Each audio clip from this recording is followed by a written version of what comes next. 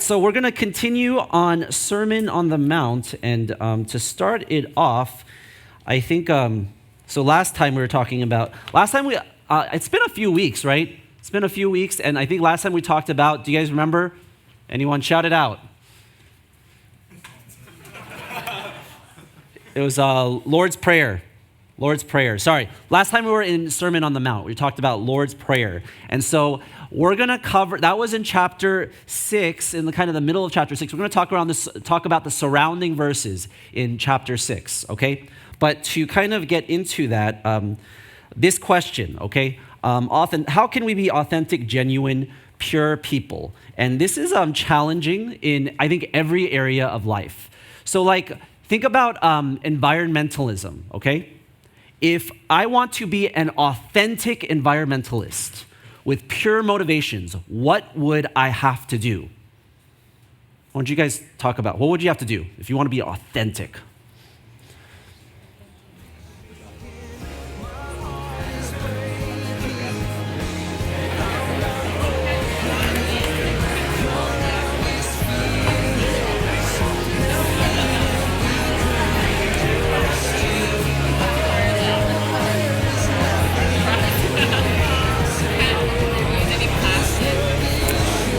All right, so a lot of vigorous talk, and I'm sure you guys have all different kinds of ideas and stuff, but what would happen is you got to start out with, so you take steps and you do things. I'm sure you guys talked about that, but you start with a deep, genuine desire to take care of the environment. But then what happens as you go along, there are others who are environmentalists. And pretty soon it starts to become like, hey, who's more of a hardcore, authentic environmentalist? And then you get into the whole question of motivation. Like, wait, why are you doing what you're doing, you hardcore environmentalist? So there's this pretty famous environmentalist who decided to go hardcore, and he just ate things that he could grow and get from garbage cans, okay, dumpster diving and stuff. And he didn't shower for a whole year to save water. Okay. He would shower in like streams and stuff and things like that. And then he does this. He wore all the trash that he generated for a month. He made this little suit thing. Okay, that was all the trash that he generated. And so hats off to him. But even other environmentalists, they're saying, man, like you're just going for publicity stunts. No one wants to copy you. So what's the point? I think the tendency for even lofty convictions to deteriorate. This is also true in spiritual life. And that's what Jesus wants to warn us of in our text today. So Matthew 6, beware of practicing your righteousness before other people in order to be seen by them, for then you will have no reward from your Father who is in heaven. Okay, so this phrase, in order to be seen by them. We got to beware of practicing our righteousness before other people, because this is really easy. It's a really easy temptation to fall into because we're social creatures. And so much of what we do is driven by this desire to be seen by others with admiration or awe. We want to be respected by other people, okay? But just before we get into that, is that such a horrible thing? Do you want to be dismissed by other people? This is a very natural thing for us to do things in order to be seen by others. And if someone doesn't care at all what other people think, that's actually a psychopath. So imagine you come into imagine this is my living room, and right? Or this is someone else's, your living room, right? And then I go into it and I go, spit in your room. And then Kevin's like, dude, don't spit in my room. And I'm like, I don't care what you think of me. I don't care what other people think.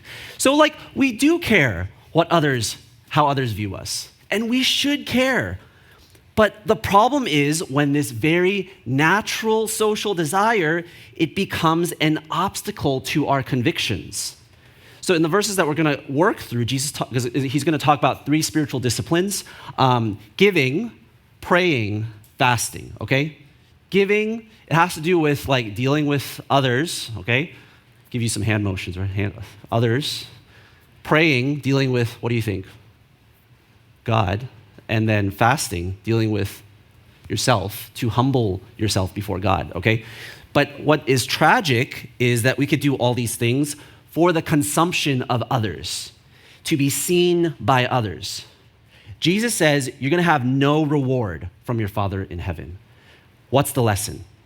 The lesson is not do righteous acts for its own sake. It's not, you don't need to care about who's looking at you. Just be true to yourself. Be authentic. It's not that. It's not doing the right thing so that you could be good by your own internal standards. And you can, oh yeah, I don't care what other people think, but as long as I look good in my own standards. The gaze that you should care about is not your own gaze. Jesus says the gaze you should really care about is the eyes of your Father who is in heaven. So, like with kids, it's really cute. The adorable things that they do is they do something kind of like slightly difficult, and then they say, oh, hey, look at this. Daddy, look at this. Just afterwards, you go to any of those kids, maybe you'll catch them doing this. I don't know. It's like make a little saran wrap thing, and then look at this, Daddy, look at this. You have a Father in heaven. You have a Father in heaven who looks upon you with loving and hopeful eyes. So who are you doing this for? Whose gaze are you focused on? As we look at the following verses, we'll have a chance to look at our heart. And what are we focused on? Is it our own gaze, or is it other people's gaze, or is it God's gaze? Okay, so verse 2. Thus, when you give to the needy, sound no trumpet before you, as the hypocrites do in the synagogues and in the streets, that they may be praised by others. Truly, I say to you, they have received their reward. But when you give to the needy, do not let your left hand know what your right hand is doing, so that your giving may be in secret, and your Father who sees in secret will reward you. Okay, so trumpet, this metaphor is actually based on an actual practice of some of the rabbis. And the idea was that, okay, we're going to go to my little drawings now. The idea is that some pious person will go to the synagogues or marketplace, or there's like so many people, and they blow the trumpet. Beggars gather, get the coin, and because they have to do that because they're about to give out money so that the beggars can come. But then everyone sees that, and they're like, you're so awesome. Problem is, it's serving another purpose, right? And you guys can probably guess it, right? It's that they may be praised by others. Our acts of kindness toward each other, that's a beautiful thing. That's a good thing. But the thing is, we want to make sure that other people notice when we're doing it. So like say you decide to vacuum, right? Vacuum this place and sweep or whatever, take down chairs. Let's say you go to your room, you're at home, okay? Your roommate. So you decide to vacuum the place because, man, my roommate, filthy room, he's so filthy, he doesn't take care of it. And so out of the goodness of my own heart, you do that. And then that evening, during dinner, during your house dinner with your other roommates, you're like, hey, by the way, I vacuumed your room, all right? So that's not a huge trumpet. It's like a beep, small trumpet, right? Trying to get some attention there. So the issue is, what's the motivation? Okay? Are you doing it for the consumption of others so that other people can see that and give you praise? When we talk about motivations, it's really sobering and confusing. And realistically, we are a mixed bag of motivations, and we don't have absolutely pure motivations because we're social creatures who care about other people's thoughts about us. But it's still helpful to discern our motivations. And maybe one litmus test is if I don't get recognized, do I get upset? What's my reaction? And maybe that's not the best litmus test because, when I give something to my kids and they don't say thank you, I do get upset, but it's not because I want praise, it's because I want them to be people who know how to say thank you. So maybe a better way to phrase it would be, if I don't get recognized, do I lose motivation and stop giving? And as a leader, this is really sobering and sad when I see someone who has been serving, but then they don't get praise from people, and their service doesn't get recognized. Maybe it's over the period of time, and then they start losing motivation. And they're like, why am I doing all this? Why are you doing all this? I thought it was because you're serving God. I thought it was because you were obeying God. So who are you doing this for? Who are you doing this for? If you're doing it for the praise of others, the issue is you've already received your reward. You're gonna get that praise from others. Thing is, it works, but that's all. You've received your reward in full. So what should we do? Verse 3, when you give, do not let your left hand know what your right hand is doing. In other words, you got to do it in secret. So it's this picture of hands doing something without awareness. It evokes this picture of being so habitual that it's not a big deal. So you're not drawing attention to it. So like, have you known someone who just kind of naturally takes care of other people?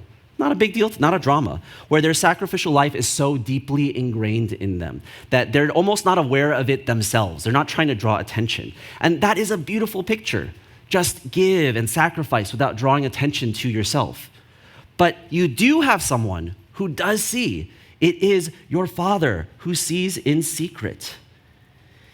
This is the repeated pattern in these verses. You have a Father who sees in secret. He sees it all. And this theme continues on in the next two disciplines. So, verse 5, when you pray, you must not be like the hypocrites, for they love to stand and pray in the synagogues and at the street corners, that they may be seen by others. Truly I say to you, they have received their reward. But when you pray, go into your room and shut the door and pray to your Father who is in secret, and your Father who sees in secret will reward you.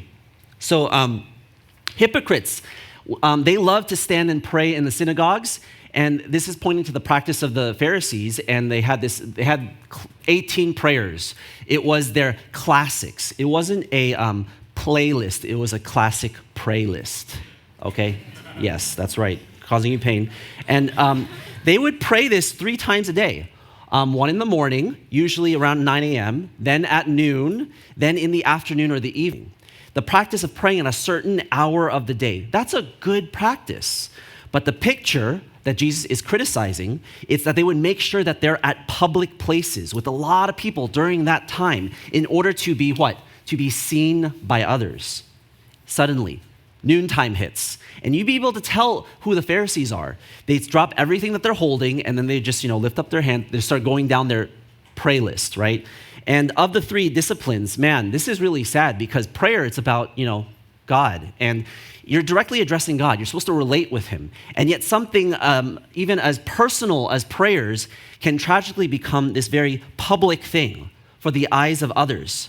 And I don't know, it's kind of tacky. The image that was evoked for me is like, I don't know if you've ever watched like something like Judge Judy or like some, reality TV show. Like when you go to the RMV, and then sometimes they have like things that are showing. It's usually something like Judge Judy where like there's the judge and then people air out all their marital differences out there for the public to see. And it's kind of like, tacky. It's kind of tragic. So your personal relationship with God becoming public. And I think the question is, do you have a personal prayer life? Apart from Sundays, apart from prayer meetings? I think that's a very convicting question for us. Now, a caveat, okay? We need to have a balanced and realistic view of our spiritual disciplines. And I'm not suggesting that prayer should just flow naturally out of us and that we shouldn't get together to pray because, man, that would be hard. Our prayer life, it does need help. So it's kind of like someone who, grew up not talking to anyone. Who here is an only child? I was not, but yeah. So like, I don't know, probably you tried to make up for it in different ways, but like imagine you grew up not talking to anyone. So you didn't develop any conversational skills. And then now you need to converse with people and it's gonna be awkward, okay? And you gotta learn to talk and converse. And it's not gonna feel natural for a while, maybe for your entire life. But because you value conversing with people and connecting with people, you're gonna try to learn how to do it. And I think it's like that with prayer. We're not used to it because we don't know how to talk with God. So we need to practice in semi-public ways for training purposes. We need some regular discipline. So meeting together to pray together, it does help and it is biblical. Okay, so this is an important point, important but subtle. So I'm gonna have you guys practice. One sentence summary with the person next to you using these 4 words, okay? Try to form that, try to talk about that, okay? It could be a long sentence. 2 sentences is fine, all right? Try to use these 4 words.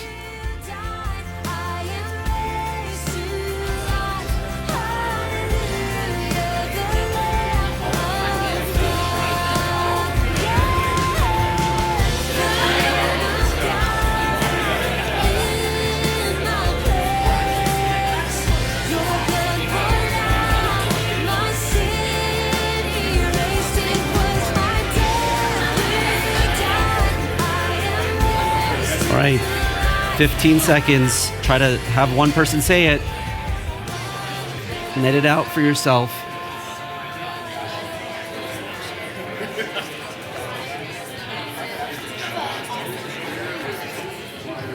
All right. So my sentence, when it comes to spiritual disciplines like prayer, we need others to help us practice it. But we also need to heed Jesus' warning about turning what's personal into something that is only for public consumption, okay? So if you had something like that, give yourself a, taking away your reward, okay? Good job. All right, so moving on, we're gonna talk about reward, okay? This is a pattern that we see, and it's really tiny font because I'm not expecting you to read it. It's not an eye test for you guys, but it's a pattern in the whole chapter, okay?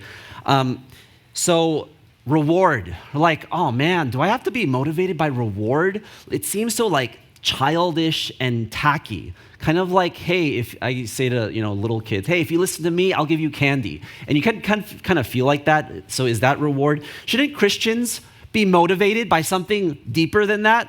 By the goodness itself and not some reward? Yet, Jesus is unapologetic about trying to motivate us by this reward. The Bible talks a lot about reward in heaven. What reward is he talking about? And for sure, it's not monetary reward, right? It's not money. You don't get heaven money. It doesn't convert, right? And there are certain rewards that I think are illegitimate, okay? And so for example, loving your spouse for the reward of money. Let's say every time I cook something, Singaporean chili crab for Jackie, she gives me $20. It'd be what is going on there, right? So it's illegitimate. Why? Because there is a disconnect between the investment and the reward. Love for money, there's a disconnect there. But there are rewards that are legitimate because there's a continuity. Like loving your spouse for the reward of a richer and deeper marriage. Love should lead to more love, right? Deeper love. That's a legitimate reward because there's a continuity between the investment and the reward. In fact, it would be really weird to say, hey, because I really want to love Jackie from a pure heart, I don't want any reward of deeper marriage. In fact, I reject that. I reject the deeper marriage, lest it corrupt my pure desire to love my spouse.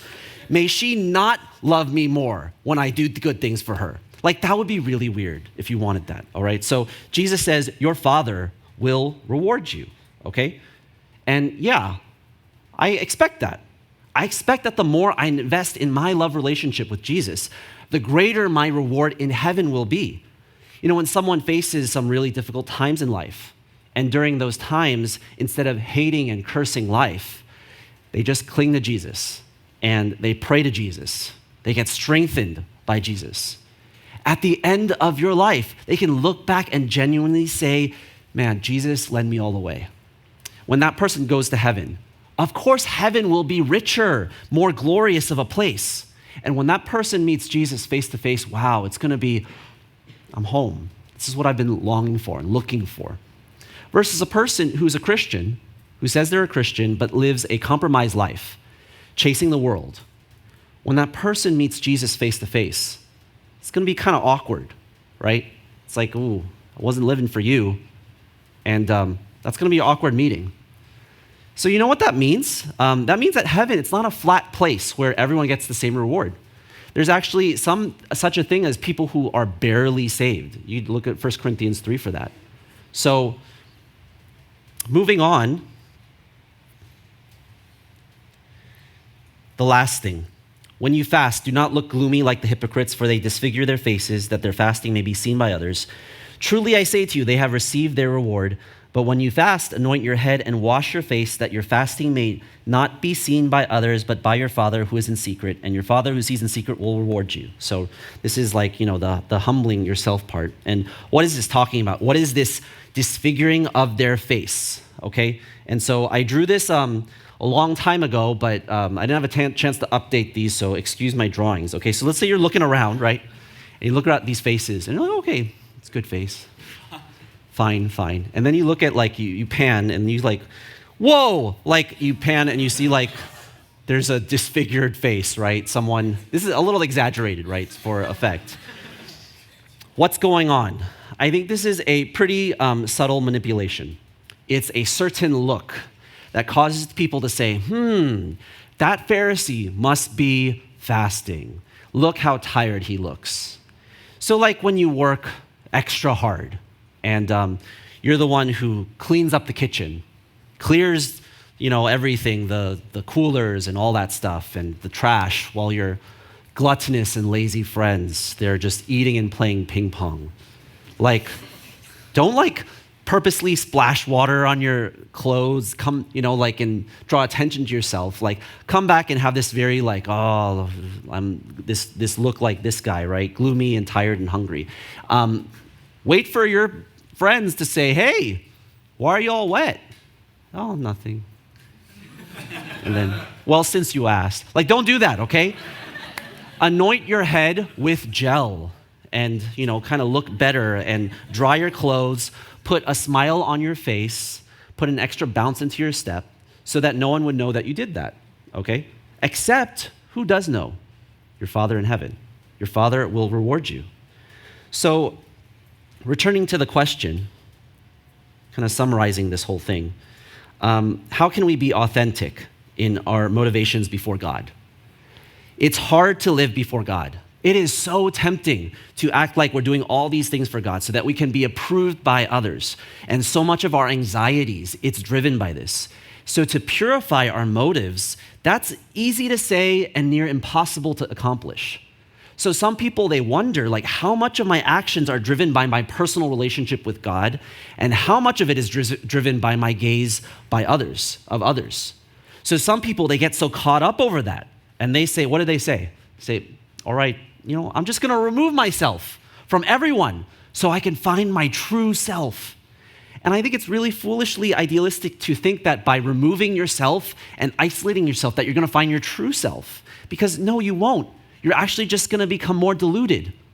So if you're struggling with hypocrisy, and your solution is, I'm going to remove myself from other people and go to a place where no one knows you, well, then you won't feel the temptation to be hypocritical. You won't feel that anymore because you don't care about any of the other people. And you're going to say, oh, hey, I overcame my hypocrisy. I've purified my own motives, but that's not true. You're just deluded. You're just untested, Like a 5-star Chinese Amazon knockoff brand, right? Only 10 reviews. You're untested. And so the thing is, you don't become authentic by becoming antisocial. That's not a good testing ground. So I just want you to appreciate that it's really, really hard to parse out our motivations because on this side of heaven will always be a mixed bag. But that does not mean that we should become cynical because we can purify our motives to the point where the people consciousness is relatively smaller, dialed down, less, plays a very minimal role in our decisions. So how do you go about purifying our motives? And thankfully, Jesus gives us some very concrete practices in these verses. It is to practice doing things in secret while living in the midst of people. It's hard. Takes a lot of extra work, to wash your face, anoint your head, do all of that. I think because secret things tend to be very little things, I'm just gonna blurt out, I just brainstormed the list of things that you could do, okay? All right, so during your devotional times, what if instead of just focusing on what you do know, maybe you make a little bit more effort to oh, I don't know this word, I don't know what this means, and you try to find out more. Be more intentional, sit up, the coffee, all of that stuff. Intentionally intense devotions. I think another thing is what you choose to think about or journal about. You can choose to think about something or not think about it. So to dwell on a negative truth, maybe something you did, maybe something that is uncomfortable to think about, something painful, you would rather avoid it. But instead you dwell on it because you want to become a person of truth, of greater love, and you really focus on that. You could carve out time to pray for someone else who's going through something at the time. You could stay up to talk to a friend who looks like they really need some encouragement, even though you really, really want to sleep. You could be generous toward people who will never pay you back, okay? And I think you should try to develop a practice of private worship. So, I don't know, people they do this, usually after shoot a jump shot or something like that. And I think we should reclaim that. Start with short moments of private worship. You're walking home from your car and you just look up at the night sky and you say a prayer and you're like, oh God, I did that for you. What I did, that hard thing, it was for you, just between you and God. It's a practice to turn your attention to our Father in heaven, okay? All these things you could do. You could probably think of more. Don't be showy, okay? Don't be showy. Don't say, hey, let's say you've been waking up at 6:30 a.m. to do your devotions for the whole semester, whole year. And then your roommate says, hey guys, I've been doing my devotions every day at 8 and for 2 weeks. And they're excited, and resist the temptation to say, you weak sauce, I've been doing it, 6:30. No, just say, hey man, that's good. That's awesome. Woo, yeah, all right.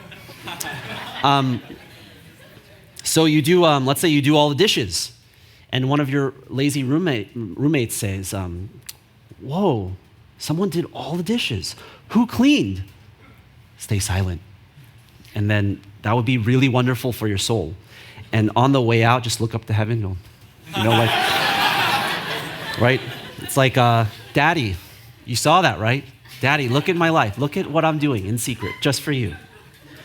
So, imagine, what if we all did this? What if we all did this? Then we could become, I don't know, this is a little cheesy, but I'm thinking we could become a secret society, right? A group of people who are not trying to show off in front of other people, but who personally and collectively take God seriously. A group of people that has the character to be fully integrated in public or in private. So, why should we do this? Our Father who sees in secret. I think we have an ambivalent reaction to that. We think, oh, God's watching me. Oh no, he's always watching me, right? But in this context, the fact that God is watching you, that is a very tender picture. God says, I see your secret acts of compassion. I see your prayer. When you stay silent in front of other people, man, you offer that service up to me. I see it. I count it. I'm going to reward you.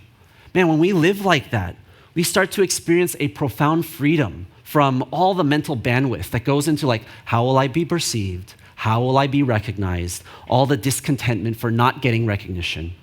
When there are no results, no recognition on earth.